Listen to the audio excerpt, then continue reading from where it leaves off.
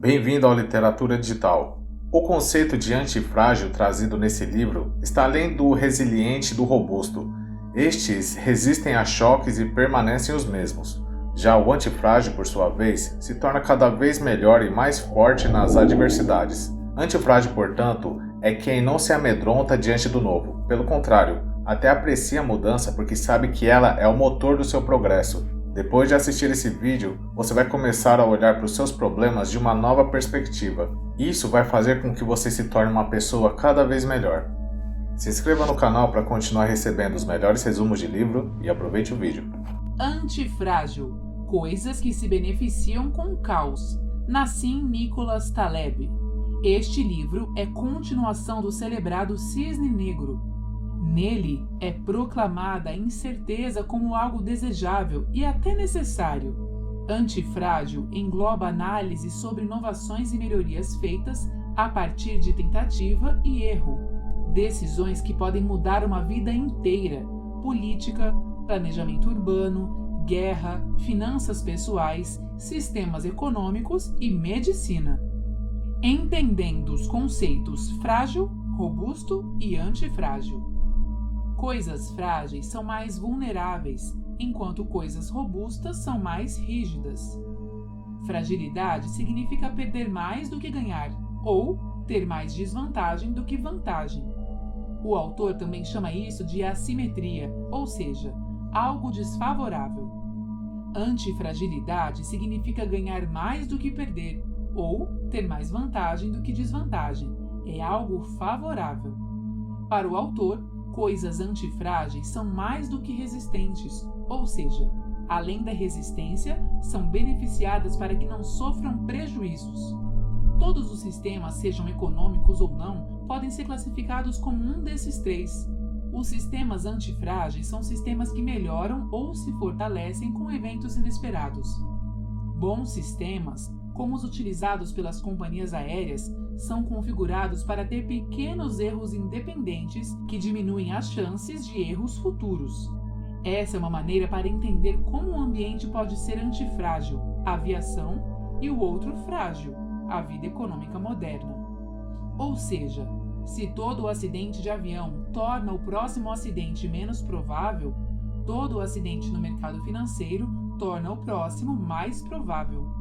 Por isso, é preciso eliminar este segundo exemplo, pois é aquele que produz o contágio em nossa construção de um sistema socioeconômico ideal. O primeiro passo para a correção do segundo exemplo, ou seja, torná-lo antifrágil, consiste em diminuir primeiro o lado negativo, fragilidade, em vez de aumentar o lado positivo, antifragilidade. Para entender melhor, segue o exemplo. A diferença entre 1000 pedrinhas e uma pedra grande, que equivale ao peso das 1000 pedrinhas somadas, é um bom exemplo de como a fragilidade surge de efeitos não lineares. Não linear significa que a resposta não é direta, ou seja, se você dobrar uma aposta, terá o retorno de ganhar exatamente o dobro do que apostou. Porém, existe algo que não se pode controlar quando se aposta, ou seja, pode ser que receba menos ou até mesmo mais do que apostou. Em outras palavras, usando o exemplo das pedras, se eu jogar na cabeça de alguém uma pedra de 10 quilos, ela poderá causar mais do que o dobro do dano de uma pedra de 5 quilos. Para os frágeis, o efeito somado de pequenos choques é menor que o efeito de um único choque grande equivalente. O frágil é o que é mais afetado por um evento grande do que por uma sucessão de eventos pequenos ou intermediários. Agora vamos considerar o antifrágil. A antifragilidade também se baseia em respostas não lineares. Para os antifrágeis, os choques trazem mais benefícios, menos danos, à medida que sua intensidade aumenta. Exemplo: quando seu corpo levanta um determinado peso, ele está se preparando para poder levantar da próxima vez um peso maior. Em outras palavras, ao invés de serem prejudicados, sempre serão beneficiados. O choque das pedrinhas ou da pedrona não irá causar muitos danos. A ilusão da ordem. Nossas mentes estão preparadas para transformar a experiência que temos em algo suave e linear, o que nos faz achar que a aleatoriedade não é importante. Mas quando somos surpreendidos por ela, tememos e exageramos. Devido a esse medo e desejo de ordem, alguns seres humanos tendem a se expor a danos e acabam se prejudicando. Agir desta maneira, na verdade, é uma ilusão. Para ter ordem e controle verdadeiro, é preciso considerar a aleatoriedade. A experiência de vida dos frágeis não oferece as mesmas informações que os estudos acadêmicos, onde são analisados e observados os padrões de comportamento. Por isso, este discurso de que é possível encontrar ordem na aleatoriedade é mentiroso. Os antifrágeis, grupo de pessoas beneficiadas, adoram o discurso da aleatoriedade e da incerteza, para que os frágeis, grupo de pessoas que querem compreender ou entrar no sistema, estejam em desvantagem, ficando assim mais fácil de obterem lucro ou benefícios. A estratégia Barbell é jogar com segurança em algumas áreas e assumir muitos riscos pequenos em outras, obtendo assim a antifragilidade. Ou seja, é diminuir sua desvantagem, proteger-se de danos extremos e deixar a vantagem agir por si mesma. Em outras palavras, mais vantagens do que desvantagens podem vir simplesmente da redução de desvantagens extremas. Um exemplo é a estratégia de investimento de Mark Cuban. Ele mantém a maioria de seus ativos em dinheiro robusto, sem colidir com o mercado, e permite que ele se mova rapidamente quando vê grandes oportunidades. Antifrágil. Opcionalidade. Ter opcionalidade significa não ter a necessidade de pensar ou de usar raciocínio lógico, pois não é preciso estar certo com tanta frequência. Tudo o que quem usa a opcionalidade precisa é de omissão, ou seja, evitar se machucar e reconhecer resultados favoráveis quando eles ocorrerem. A avaliação não precisa ser feita antes, apenas após o resultado. A previsão no mundo moderno é impossível. Em vez de tentar prever o que vai acontecer, posicione-se de maneira a ter uma opção. Dessa forma, aconteça o que acontecer, tudo o que você precisa fazer é avaliá-lo quando tiver todas as informações e tomar uma decisão racional. O turista. Este conceito, usado pelos fragilistas, significa remover a incerteza e a aleatoriedade das coisas, tentando tornar as coisas altamente previsíveis nos mínimos detalhes. Tudo isso por uma questão de conforto, conveniência e eficiência. O autor chama este modelo de turista, que é o oposto de flaneur. Ser um turista é passar de maneira rápida pelo local de turismo, sem se atentar aos detalhes do lugar. Exemplo: o problema da mãe do garoto que joga futebol. Ela tenta remover toda a aleatoriedade e incerteza da vida de seu filho e protegê-lo. Ao fazê-lo, ela o impede de desenvolver a capacidade de se recuperar e se adaptar às dificuldades futuras. O flaneur. O flaneur é o oposto do indivíduo absorvido pela necessidade de velocidade, turista, que caminha apressadamente pelo local. O flaneur é um observador, passa pelo local se atentando aos detalhes. O oportunismo do flaneur é grande na vida e nos negócios. O oposto do oportunismo nas relações humanas é a lealdade, um sentimento nobre, mas que precisa ser investido nos lugares certos, isto é, nas relações humanas. O erro de pensar que você sabe exatamente para onde está indo e supondo que você sabe hoje quais são suas preferências amanhã, tem um associado: a ilusão de pensar que os outros também sabem para onde estão indo e que eles lhe diriam o que querem se você apenas os perguntasse. Nunca pergunte às pessoas o que elas querem, ou para onde querem ir, ou para onde pensam que deveriam ir, ou, pior, o que pensam que desejam amanhã. Elas geralmente não sabem. A ilusão soviética de Harvard. A ilusão soviética de Harvard é a concepção de que o conhecimento acadêmico é superior e que precisamos do estudo acadêmico para entender o mecanismo e sua eficácia. Pessoas que fazem muita fumaça, truques e métodos complicados começam a sentir falta das coisas simples. As pessoas comuns não podem se dar ao luxo de perder essas coisas. Ao contrário dos pesquisadores, foram selecionadas para a sobrevivência e não para as complicações. Quanto mais estudos, menos óbvias as coisas elementares são. Exemplo: um cara que negocia madeira verde com mais sucesso em uma empresa de Londres achou que era madeira pintada de verde. O conhecimento soviético de Harvard não significa sucesso nos negócios e na vida. Ele aprendeu como negociar com sucesso usando o processo convexidade versus concavidade. Convexidade significa que quanto mais exposto a situações que o beneficiarão, mais será beneficiado, ou menos suscetível à aleatoriedade. Concavidade, o oposto de convexidade. Quanto mais exposto à aleatoriedade, mais danos terá.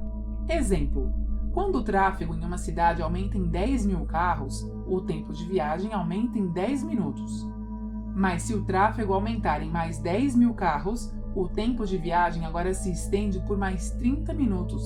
Essa aceleração do tempo de tráfego mostra que o tráfego é frágil e você tem muitos carros e precisa reduzir o tráfego até que a aceleração se torne suave. Da mesma forma, os déficits do governo são particularmente côncavos às mudanças nas condições econômicas. O mesmo acontece com o crescimento operacional por parte de uma empresa frágil. Se as vendas aumentarem 10%, os lucros aumentarão menos do que diminuiriam se as vendas caírem 10%. Neomania. Com tanta tecnologia, passamos a nos cansarmos rapidamente do que temos, buscando continuamente as versões 2.0 e, depois disso, outra versão melhorada. Esses impulsos para comprar coisas novas que acabam perdendo sua novidade, principalmente quando comparados às coisas mais recentes, são chamados de efeitos na esteira. As pessoas adquirem um novo item, sentem-se mais satisfeitas após um impulso inicial e depois rapidamente voltam à insatisfação. Então, quando você atualiza, sente um aumento de satisfação com as mudanças na tecnologia. Mas então, você se acostuma e começa a procurar por mais novidades. Estamos obcecados com as coisas mais recentes, quando o que nos fornece mais utilidade são as coisas mais antigas. Panelas e frigideiras são utilizadas até hoje. Via negativa. Os charlatões são reconhecidos por darem conselhos positivos e apenas conselhos positivos, explorando nossa crença e propensão para o óbvio. Basta olhar para os livros de autoajuda. Observem seus títulos. No entanto, na prática, é a via negativa usada por eles e por alguns profissionais para obter o que desejam. Os mestres do xadrez geralmente vencem por não perder. As pessoas ficam ricas por não falirem, principalmente quando outras o fazem. As religiões são principalmente sobre interditos. O aprendizado na vida é sobre o que evitar. A maior e mais robusta contribuição ao conhecimento consiste em remover o que pensamos estar errado. Por isso, o conhecimento cresce por subtração muito mais do que por adição. Se eu encontrar um cisne negro, posso ter certeza de que a afirmação "todos os cisnes são brancos" está errada. Mas, mesmo que eu nunca tenha visto um cisne negro, nunca posso considerar essa afirmação verdadeira. Gastar menos, viver mais é uma estratégia subtrativa. Remover coisas pode ser uma ação bastante potente. Se a verdadeira riqueza consiste em dormir sem preocupações, consciência limpa, gratidão recíproca, ausência de inveja, bom apetite, força muscular, energia física, risadas frequentes, bons movimentos intestinais, sem salas de reunião e surpresas periódicas, então é amplamente subtrativo. O efeito Lindy. As pessoas têm dificuldade em compreender as noções probabilísticas. O primeiro erro geralmente ocorre quando atribuem a algo sem valor uma tecnologia que atualmente vemos como ineficiente e moribunda, como, por exemplo, linhas telefônicas terrestres, jornais impressos e armários contendo recibos em papel para fins fiscais. O segundo erro é acreditar que alguém que estaria agindo com um jovem ou adotando uma tecnologia jovem está contribuindo mais. Isso leva à inversão do poder das contribuições geracionais, produzindo a ilusão da contribuição das novas gerações sobre as antigas. Estatisticamente, os jovens não fazem quase nada. A melhor tecnologia de filtragem consiste, portanto, em levar em consideração a idade dos livros e artigos científicos. Livros com 1 ano de idade geralmente não vale a pena ser lidos. Uma probabilidade muito baixa de ter as qualidades de sobreviver. Não importa o quão impressionantes possam parecer. Siga o efeito Lindy como um guia para selecionar o que ler. Livros que existem há 10 anos estarão disponíveis por mais 10. Livros que existem há 2 milênios devem estar disponíveis há bastante tempo e assim por diante. Racionalidade versus racionalismo. Existem coisas que não podemos explicar, mas elas passam pelo teste do tempo e, portanto, há alguma verdade fundamental, apesar de nossa incapacidade de entendê-la.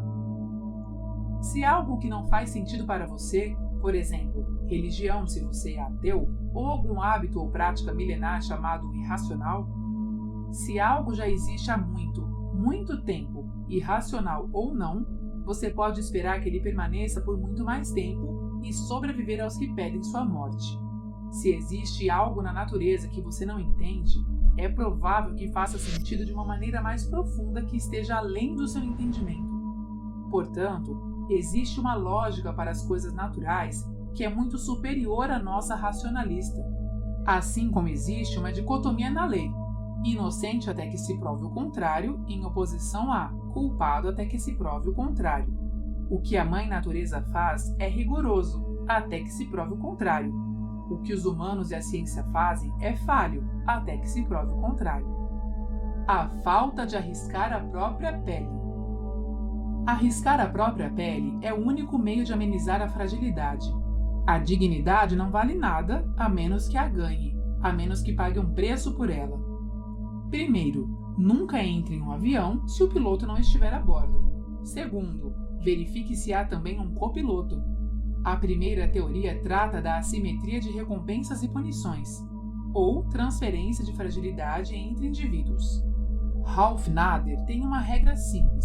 As pessoas que votam na guerra precisam ter pelo menos um descendente, filho ou neto, exposto ao combate. Para os romanos, os engenheiros precisavam passar algum tempo sob a ponte que construíram, algo que deveria ser exigido dos engenheiros financeiros atualmente. Os ingleses foram mais longe e fizeram com que as famílias dos engenheiros passassem algum tempo com eles embaixo da ponte após a construção. Todo formador de opinião precisa arriscar a própria pele. A segunda teoria é que precisamos criar uma margem de segurança que amenize nossa sensibilidade ao risco. Exemplos de falta de risco. Robert Rubin, ex-secretário do Tesouro, recebeu 120 milhões do Citibank em bônus por mais de uma década. Os riscos assumidos pela instituição estavam ocultos. O Citibank entrou em colapso, mas ele ficou com o dinheiro. Os contribuintes tiveram que compensá-lo retrospectivamente, já que o governo assumiu as perdas dos bancos e os ajudou a ficar de pé. Gerentes como ele de grandes corporações não sofrem as consequências como o público em geral. Alan Blinder, diferenças entre o jurídico e o ético. Exemplo: Alan Blinder, ex-vice-presidente do Federal Reserve Bank dos Estados Unidos, tentou vender ao autor deste livro um produto de investimento que pretendia enganar legalmente os contribuintes. Permitiria que os super ricos enganassem os contribuintes, obtendo seguro gratuito, patrocinado pelo governo, com a ajuda de ex-funcionários públicos que têm uma vantagem privilegiada, ou seja, legalmente. Taleb o questionou: isso não é ético? A resposta de Alan foi: é perfeitamente legal. O que temos aqui é um modelo de como as pessoas usam cargos públicos para, em algum momento, lucrar legalmente com o público. Quanto mais complexa é a regulamentação, mais burocrática é a rede. Mais um regulador que conhece as falhas se beneficiaria. Essa é uma assimetria que se tem às custas dos outros. A assimetria.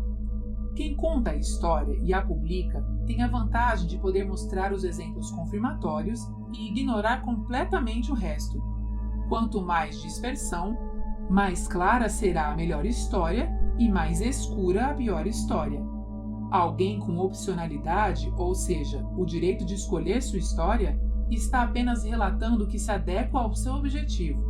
Você pega o lado positivo da sua história e esconde o lado negativo, de modo que apenas o sensacional parece contar.